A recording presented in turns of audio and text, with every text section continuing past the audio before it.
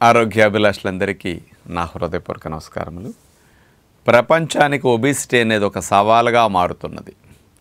ఈ వయసు ఆ వయసు అనే భేదం లేకుండా చదువుకునే చిన్న వయసు పిల్లల నుంచి పెద్దవారి వరకు ఉండవలసిన బరువు కంటే 10 కేజీలు 20 కేజీలు 15 కేజీలు ఇట్లా వెయిట్ పెరిగిపోతున్నారు. ఈ ఒబిసిటీ వారిలో ఎక్కువగా హై ఫ్యాట్ డైట్ తినటం అనేది, సంవత్సరాల తరబడి ఒబిసిటీతో వీళ్ళు ఉండటం అనేది కనపడుతున్నారు.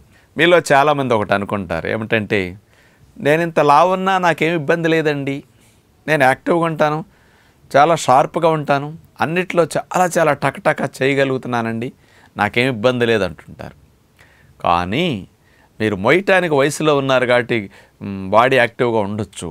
కానీ హై ఫ్యాట్ డైట్ వల్ల, ఎక్కువ ఫ్యాట్ సెల్స్లో ఫ్యాట్ స్టోరేజ్ వల్ల మీ brain efficiency, thinking power, logical thinking కానీ, మరి డెసిషన్ మేకింగ్ పవర్స్ కానీ ఇట్లాంటివి బ్రెయిన్లో చాలా తగ్గుతున్నాయని సైంటిఫిక్గా ప్రూవ్ అయింది ఒబిసిటీ వల్ల. అందుకని ప్రతి మనిషి ఏం సాధించాలన్నా శరీరం కావాలి.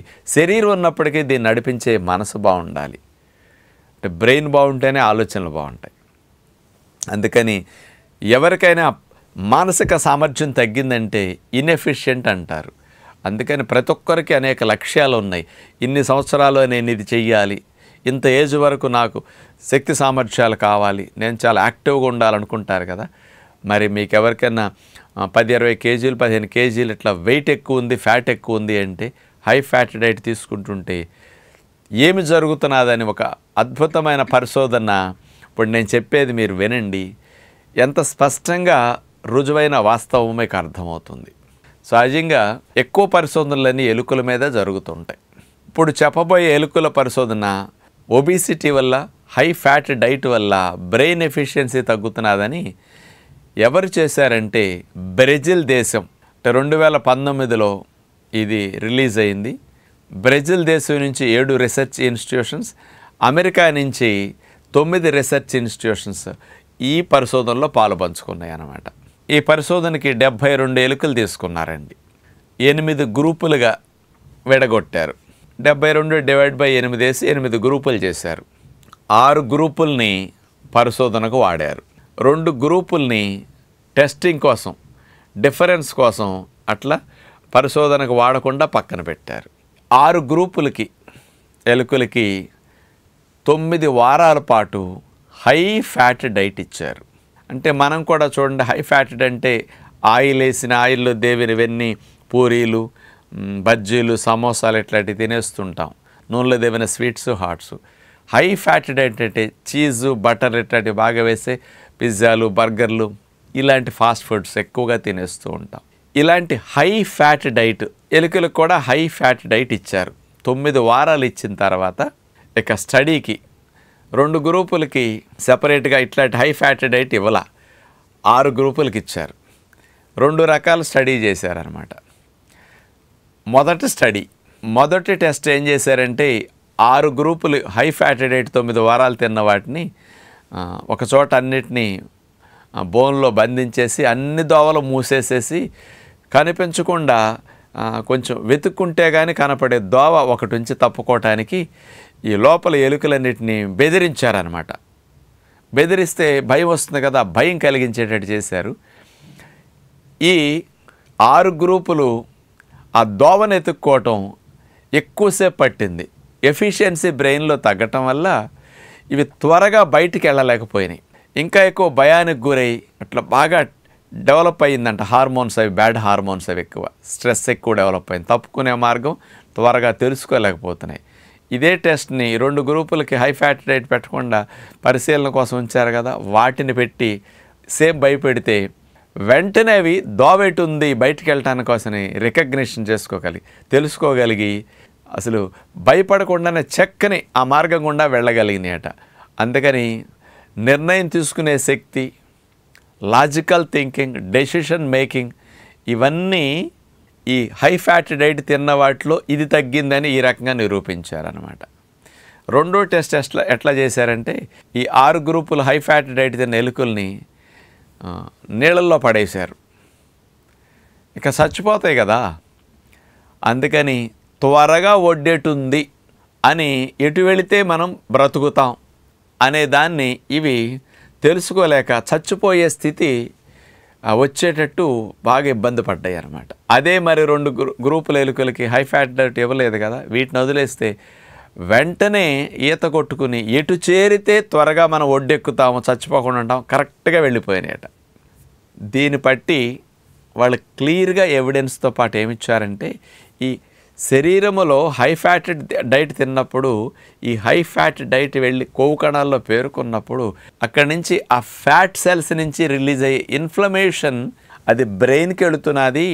ఆ బ్రెయిన్కి వెళ్ళి బ్రెయిన్లో ఉండే ముడతల్ని తగ్గించటం కానీ, బ్రెయిన్ సెల్స్లో ఇన్ఫ్లమేషన్ కలిగించటం కానీ, నర్వస్ని ఇరిటేట్ చేయటం కానీ ఆ ఇన్ఫ్లమేషన్ చేస్తున్నది.